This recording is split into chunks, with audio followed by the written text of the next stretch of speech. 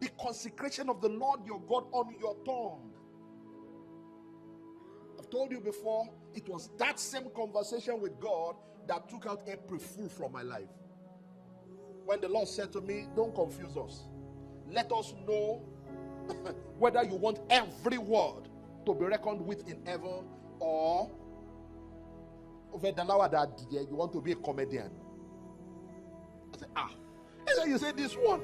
We are thinking of acting, you say April Fool. No, you are not fooling anybody, you are fooling yourself.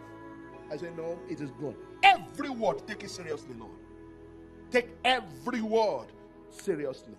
When are you going to get to that point when your mouth is consecrated unto the Lord?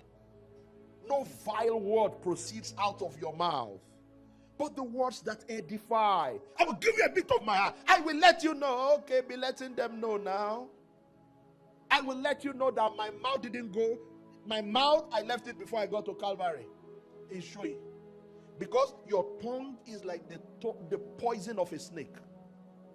It's showing that your mouth is not born again. And definitely, it means your entire system is under question. But if we want to go deeper, let's consecrate our mouths.